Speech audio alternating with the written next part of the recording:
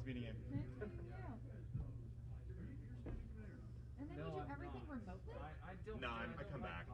As soon as you guys were out, I scurry back in. Oh, yours. Okay. See ya. Bye. Scotty Applewhite is on the Speaker committee. Oh yeah, you're welcome. Absolutely. Scotty Applewhite's on the committee?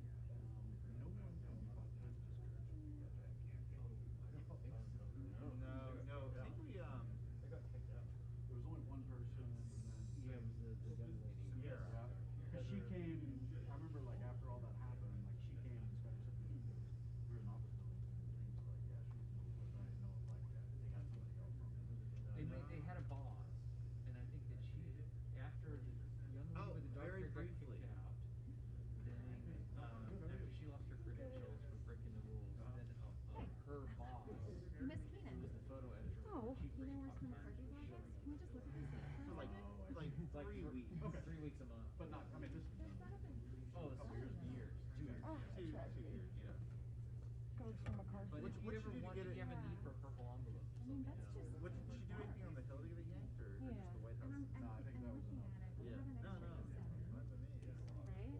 Yeah, because So, we just need a few pieces to make it happen. But it's this thing in particular. yeah, we you know, that was hard because at that point, obviously the building shows were public. So it was like, well, you know, and so, I mean, she took the bait, like, but it was like, she could have told us, like, So the roll on it. Is it the same as the P2 deck? You get the play and all buttons. I don't know why we're using this, but I'm trying to change it. I have no idea. Is there a refill button? Or I just use the Zoom grip. Zoom grip, and if it doesn't work, you use the lens grip. he was so worried. We were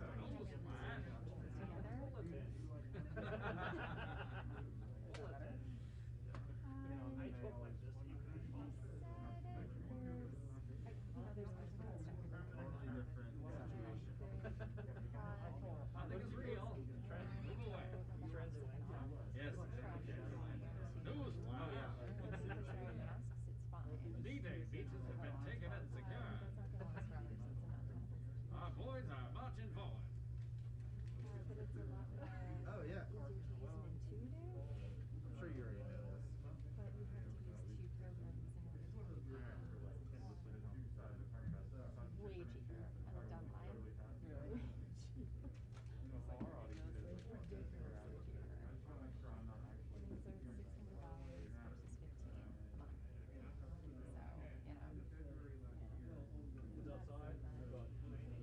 But I mean, the Pro is what you would need, and that's like $40 a month. I guess like at that point they are. It's $30 a month. I guess like at that point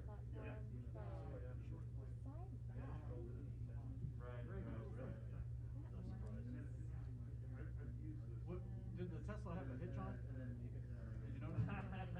So there's a Tesla that has a hitch on it. I don't know what color it is. Something runs my Tesla. I paid attention until I saw it and I texted the particular person. And I don't know. I mean, we have all those cameras, right? Yeah, so that's...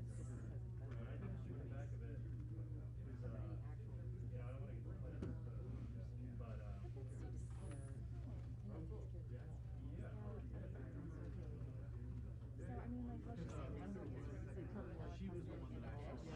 So what if like you have organic Madagascar vanilla custard in like a hand-painted Italian dish? It's still custard. Yeah, it's still custard. But it is the world's best custard. It's the world's best dish. Do you know what I mean? That's what I'm trying to get to. I feel you, girl. Perfection of custard. Definitely perfection. I feel like right after this, we should probably go down to the So is he doing an audio test?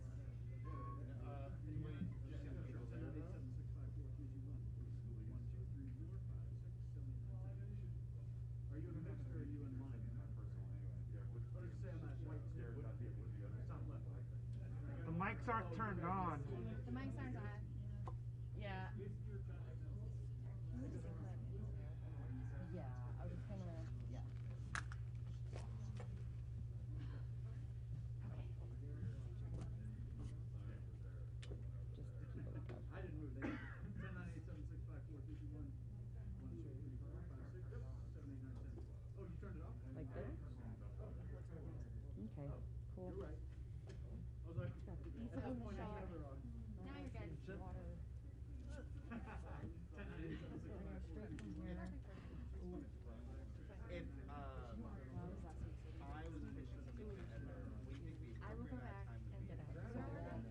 4, 5, 6. Either on Felicia's desk, or I guess it's here. So, either Felicia or Lisa, But one of don't the best. not If it's follow not in there, because they can directly embarrassing all the way back to we the all, conference and room. especially as we get older, we'll see it, we'll go, oh, Inside the that's cool. conference room. Okay, Okay, but everything else is set. It accidentally slides And the out water. of the time viewfinder. Okay, Yeah. and it's in And the then kitchen. come back and remind us so much better. That's what I Yeah, thought. but, Yes. depending on, you know, it all Right, depends on okay. Wait, isn't it in the, yes, I know where it Yeah, is. yeah, no, Yes. whatever you're Yeah. connected So it's like, Yeah. you see Felicia at the front desk, Yeah. you walk all the way down before the hallway. It was long, it was, This little I room sent it, is I sent the email Yeah. like 6 Friday morning.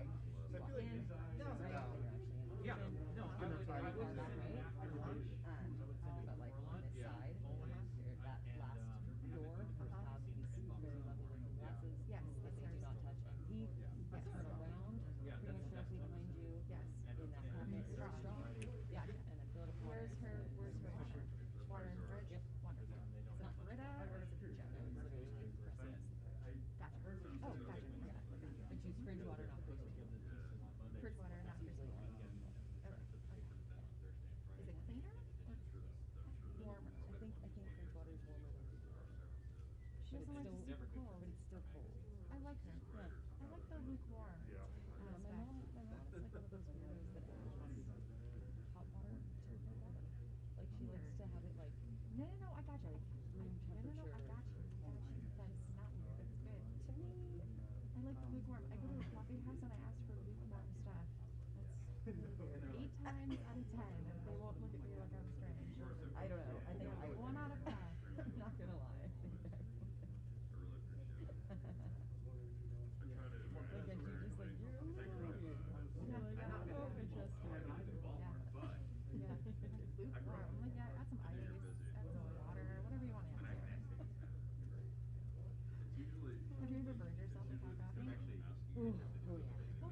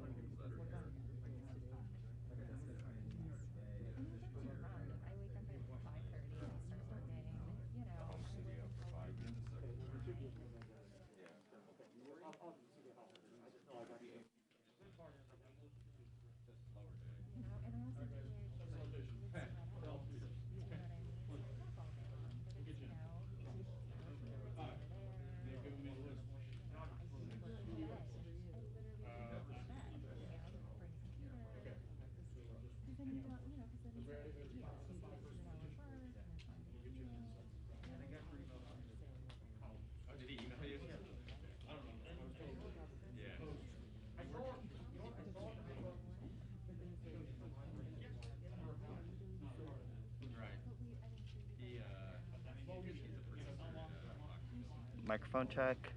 10, 9, 8. It's gonna rain tomorrow. You're gonna listen to it. Well, we'll get you. Something that you're passionate about, something that you care about, something that you want to focus on. Yes. I mean, especially too. Yes, bring that along.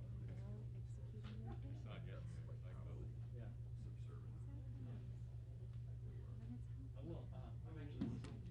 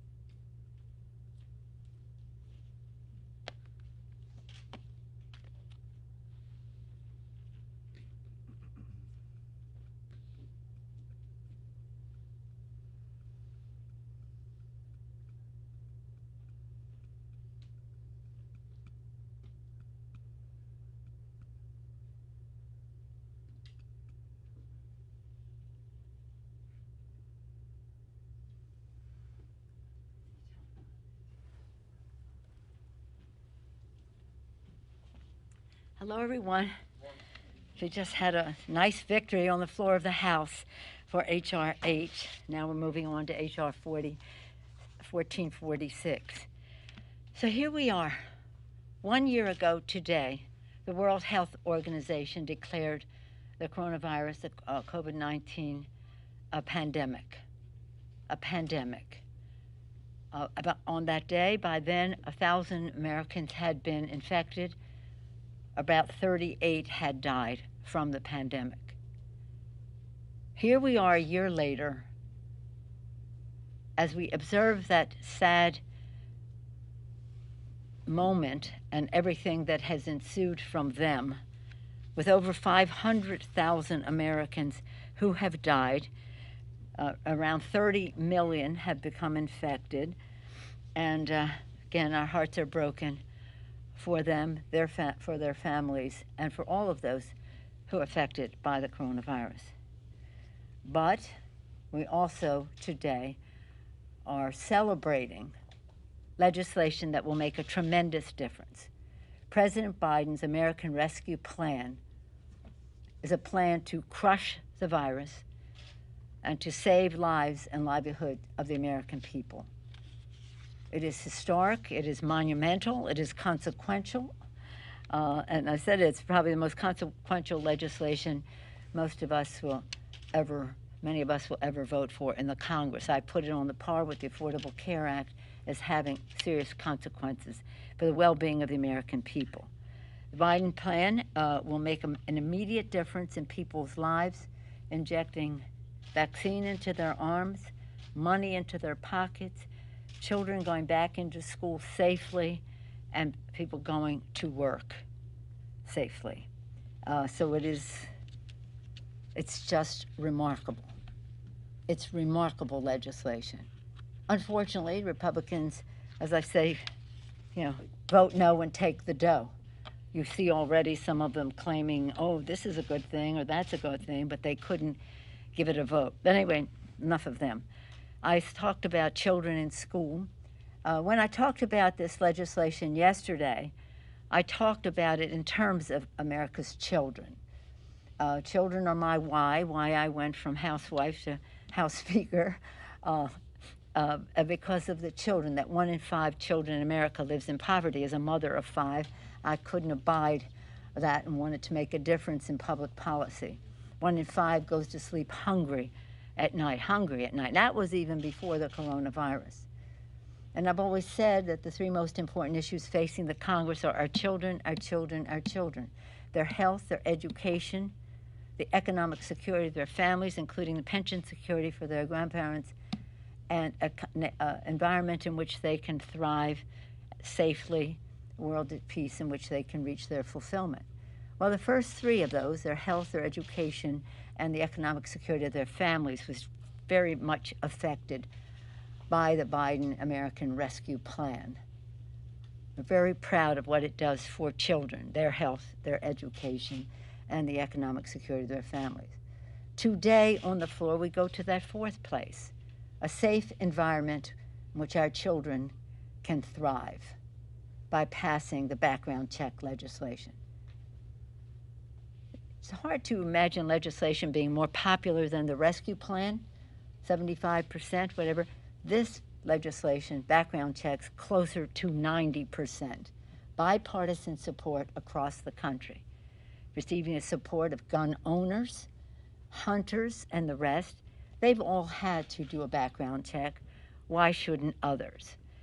Our chairman of the task force, Mike Thompson, is a hunter, is a veteran, and is a gun owner.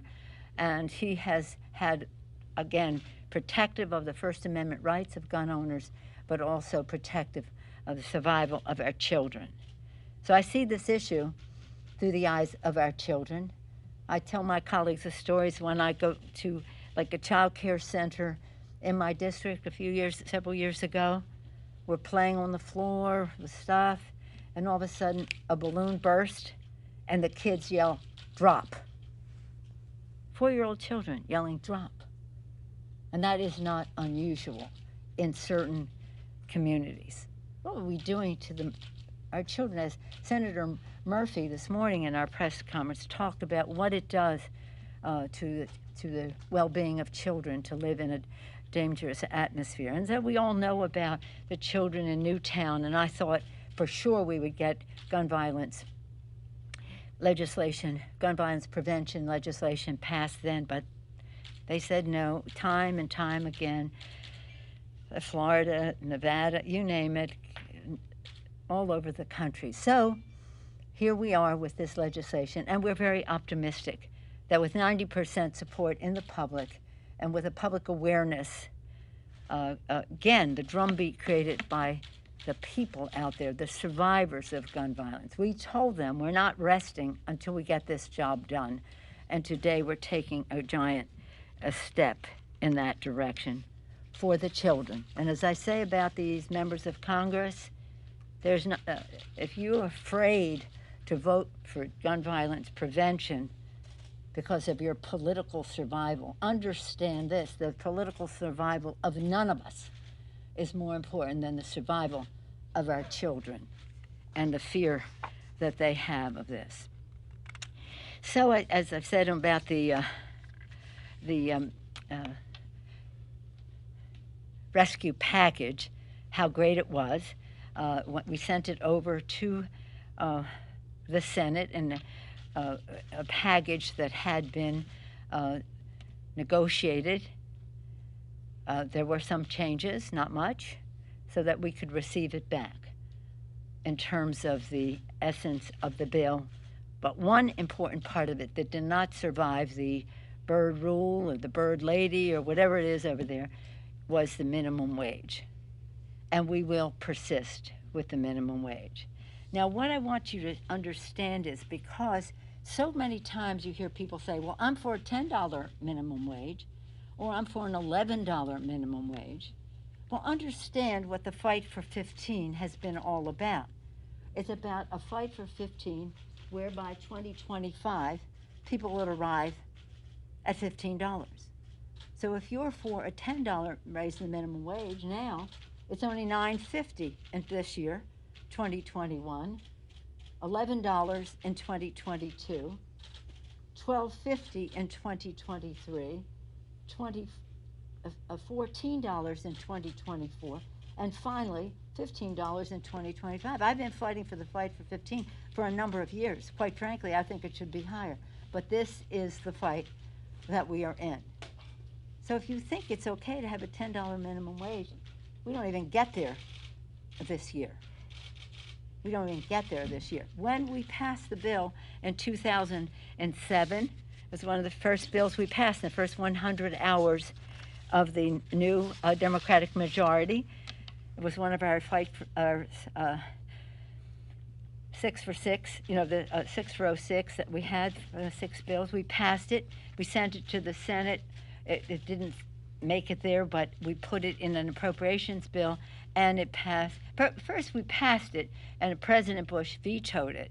But then we put it in an appropriations bill, and then it was passed and signed by the president. So it was a fight then for $7.25, really.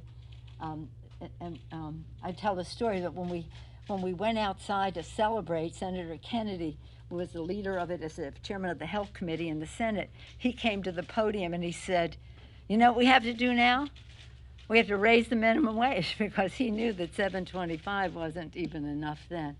But here it is, $9.50. Can you live on $9.50? Family of 4, both parents making the minimum wage, $7.25, still under the poverty line. And by the way, a low substandard minimum wage is corporate welfare. It is subsidizing the private sector not to reward work.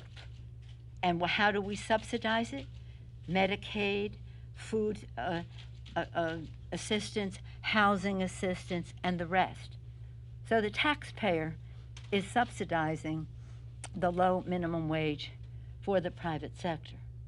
Fortunately, not everybody in the private sector thinks that way, and they respect the dignity of work, and many of them have come closer to a, not even a living wage, but at least a higher minimum wage. So this is we're not giving up on that. We're not giving up on gun violence prevention. We've told the survivors again and again, we're not going away. We will persist until the law is changed and we have safety for our children.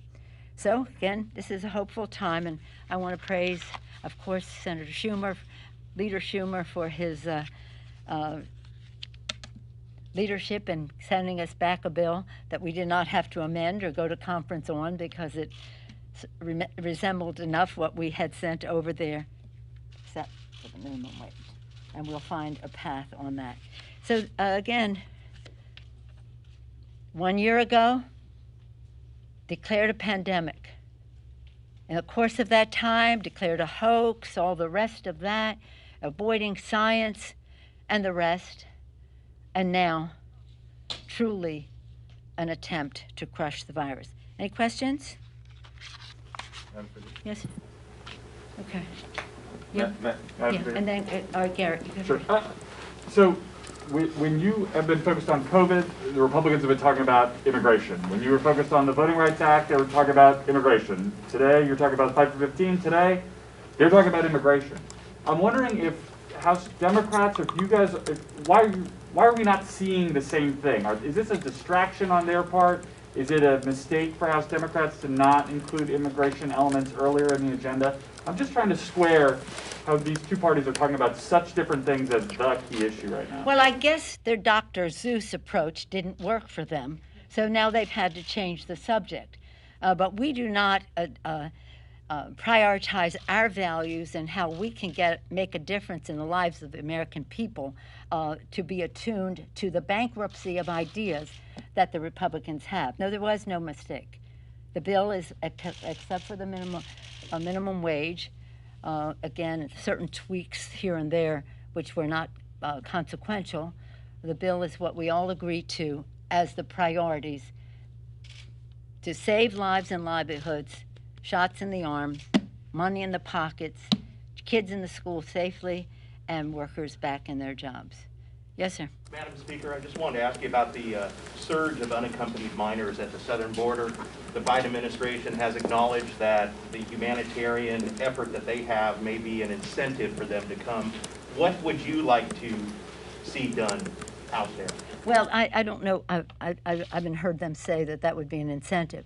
I do think what they are doing is talking to regional governments to say, keep them home, as well as if they have a case for refugee status or asylum seekers, to have that adjudicated have those interviews happen in the country of origin. But for those who are coming, they have a humane policy about how they, as quickly as possible, and it takes time because you want to do it right, can get them situated in with family member or safe place for them to be, and it will be nothing like what we saw in the Trump administration of PBs being snatched from the arms of their parents. To me, as a mom and a grandmother, that to me is like the most vile, with stiff competition from the Trump administration, but one of the most vile things they did. So I think that I trust the Biden administration's policy to be based on humanitarian and love of children rather than political points or red meat for their Republican base. Now, let me just say one thing about asylum seekers. 4 years ago, around now, the then president put a Muslim ban in place. The same women who marched the day after the inauguration saw the power of their presence, and many of them marched to the airports and to other venues to protest the Muslim ban. But not only them, they were an example to others. And you saw an outpouring of disapproval of what the president was doing. We then had a session here. It couldn't be a hearing because we were in the minority, but we had a rump meeting about asylum seekers and opposition to the Muslim ban. We had the military come and say, how could they do this? We promised our interpreters and others who helped us in Iraq and Afghanistan who were Muslim that they could come to the United States, and this is hurting our security. We had our diplomats, maybe 1,000 signed a letter, which was unusual, that many, but them to testify about how this was bad for our national security from a diplomatic standpoint. We had economists saying this is bad for our economy in terms of the intellectual resources that we were depriving our country of. But why I bring it up is we had a representative of the American Evangelicals Association, or the Association of American Evangelicals. And what he said at that meeting that I think everybody should continue to remember, because the evangelicals have been really good on immigration and on asylum seekers and refugees. He said the United States Refugee Resettlement Program is the crown jewel of American humanitarianism. And that was at a time when the administration was preparing to reduce the number that we received while encouraging other countries to take other asylum seekers. So it's a value decision that we have to make. And I think the difference between this administration and the one before is great in terms of how we meet the needs of these children, placing them as much as possible with family, but in other safe homes, and in the meantime to have a humanitarian reception for them wherever they are. It's a big. When I'll just tell you this one more thing. I took a group before COVID, so it was the last trip that I was able to take to Central America, to the Northern Triangle, Honduras, Guatemala, and El Salvador, to see what was happening there in terms of dangerous situations that people were escaping, and that was the reason why they would risk crossing a desert, because they would die if they stayed home, and their children as well. What were the economic situation? What was it that we could help them with to keep people home? Because people really genuinely do like to stay home. One of the things that was interesting on that trip was that a number of the people who were leaving for economic reasons were farmers, because the drought had caused such a severe situation in the Northern Triangle, they could no longer farm. What was arable before was no longer arable. Again, a climate issue.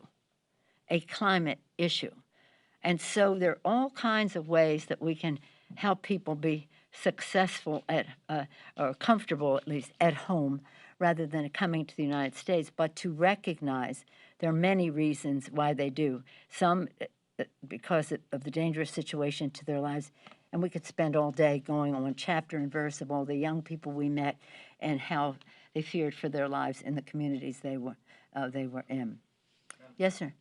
Madam Speaker, since the President has already started meeting with lawmakers from both parties on infrastructure, it seems like that may be the next legislative agenda item for the Biden administration. Curious your thoughts on the size and scope of a deal, considering that the $1.9 trillion COVID relief bill got 0 Republican votes in Congress. Yeah. Well, I thank you for the question. It's one of my favorite subjects.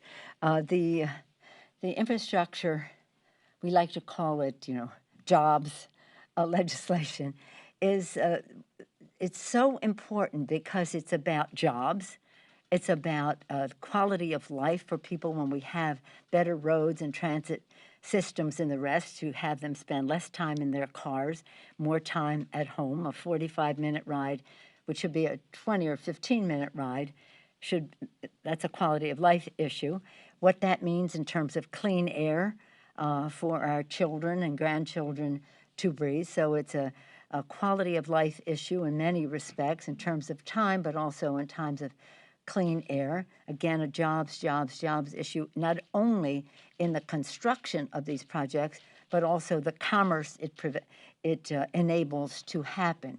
And in farm country, where time is important in terms of produce from from field to, or from farm to market, and the rest, time.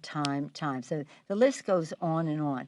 And it's not just roads and bridges and mass transit and high-speed railroad. It's also about water systems. Some of the water systems that we have now are over 100 years old. I've been saying this for 10 years, so they're over 110 years old.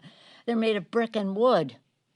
We really need to address the water systems in our country. And one of my colleagues, Congresswoman Tlaib, has been on this case in terms of safe water for our children all over the country, as has Dan Kildee, representing Flint, Michigan, and the rest. So it's about that, but it's also about infrastructure. We see in all of this telemedicine, distance learning, commerce through the internet, family interactions, and the rest.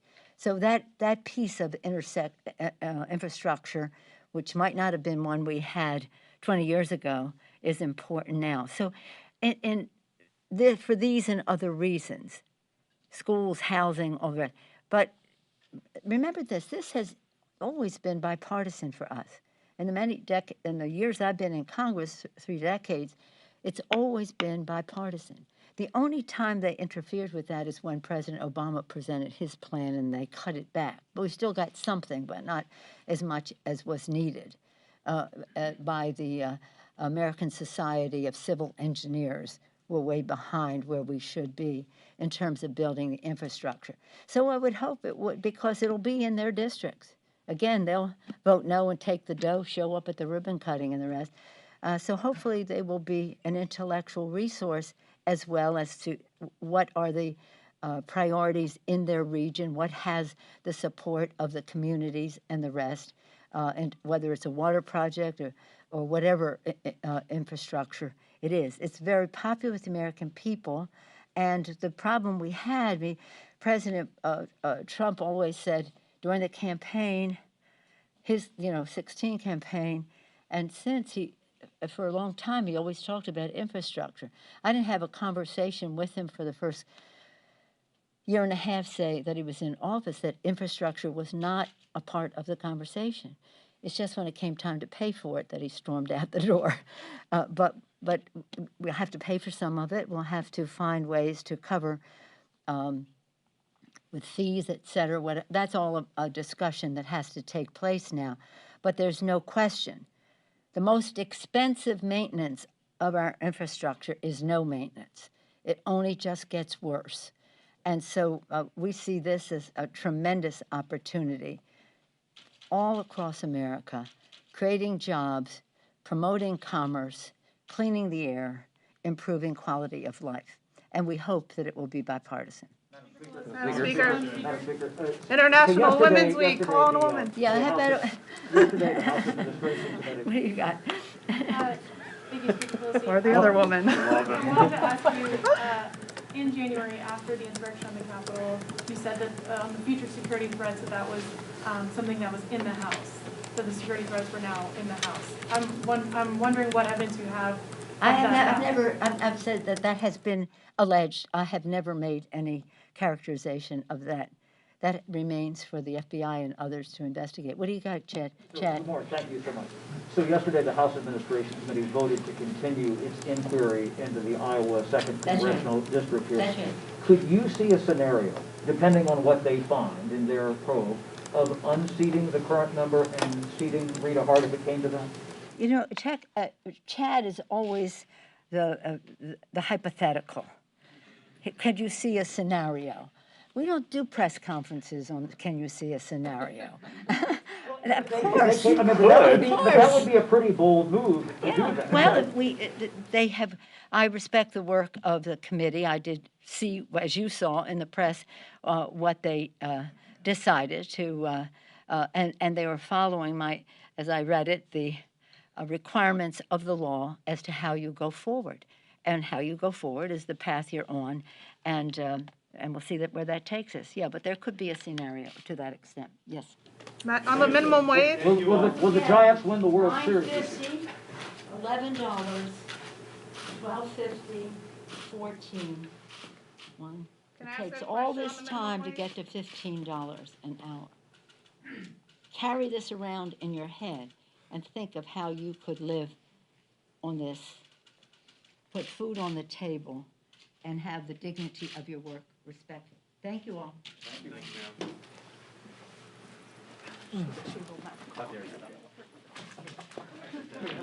Great. She never. Lay the smack down.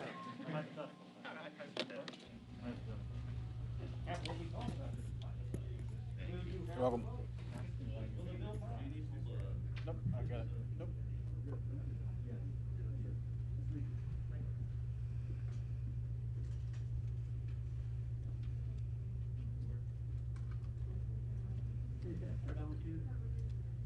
Good, thank you. 10987654 Give me one. Jake.